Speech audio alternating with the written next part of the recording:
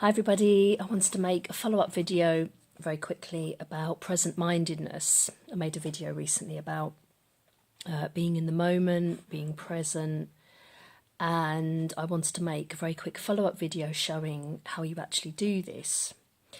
And in the spirit of being grounded, I am actually on the ground. I kind of like being on the ground, being on the floor, laying on the carpet, that kind of thing. That's just something that I get in the mood for sometimes. So so the great thing about present-mindedness, whatever you want to call it, present-mindedness, mindfulness, being in the now, being in the moment, getting out of your head.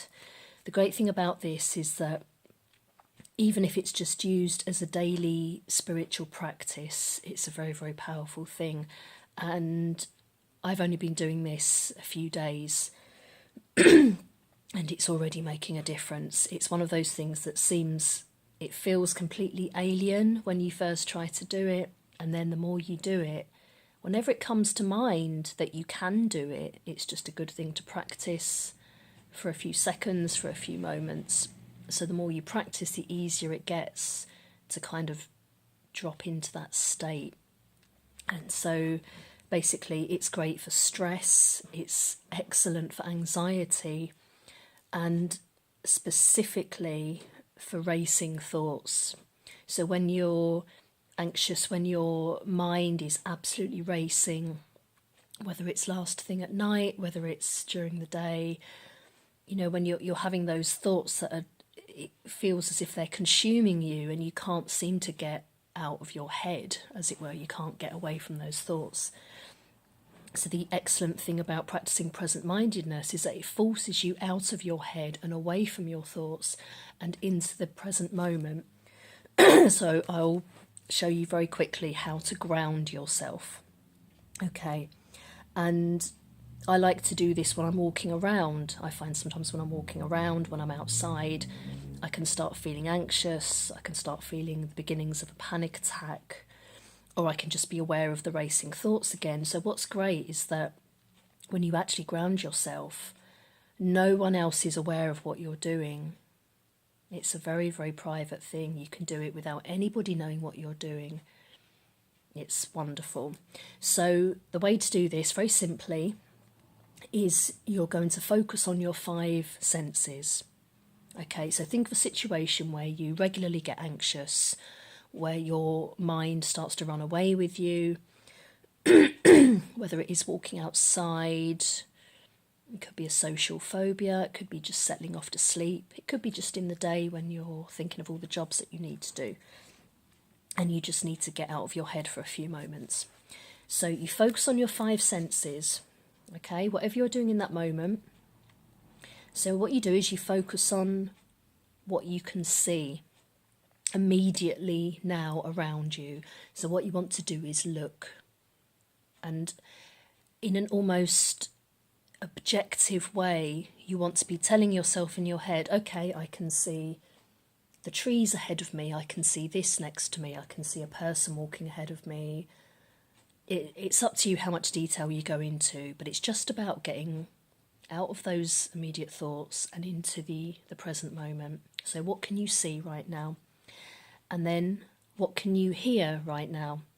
Now, if you're walking around outside, you might just want to note 1, 2 or 3 things that you can hear right now. And it's completely up to you how fast you cycle through these senses or how slowly you go. You might want to loop around and around and around. It might be something that you do once or twice and then you feel calmer. Or it might be something that you need to keep doing. It's completely up to you. You're in control. So for example, if I was walking along and feeling anxious, walking outside, heading to a destination, I might be saying in my head, okay, I can see the ground beneath my feet, I can see the sky's really blue. If you can notice positive natural things like the environment around you and nature, that's a good thing. I can see the daffodils growing just over to my left. I can see the clouds are really white and fluffy. I can see the school over to the left. I can see this car going past me. And then if you focus on what you can hear, I can hear the traffic going past me. I can hear the birds singing. I can hear my footsteps on the ground. Focus on anything you can smell. If you smell things easily, if it's a good sense for you, just when you inhale, just notice if anything comes up. Notice if you can smell anything. Can you smell the air? Can you smell the fumes? Can you smell the flowers? Can you smell anything? What can you taste right now? You might be eating something. You might want to think about the last thing you ate, or a taste of something if you just had a coffee or something like that. What can I taste right now? Another good one is, what can I feel right now? And for me personally, this feels like a really solid grounding thing. So it's like, even if all the other senses aren't particularly strong, what you can feel is a very immediate thing, because there's always something you can feel and it feels very real. So, when I'm walking along, I can feel the ground under my feet, my feet slapping on the pavement. I might have my hands in my pockets. I can feel the fabric of my coat, the fabric of my pockets in my hands. I might want to just rustle the fabric with my hands. I might feel my bag strap if I'm holding a bag strap. I might feel my phone in my hand if I'm holding my phone. I might be holding my phone, I might be listening to something on the headphones.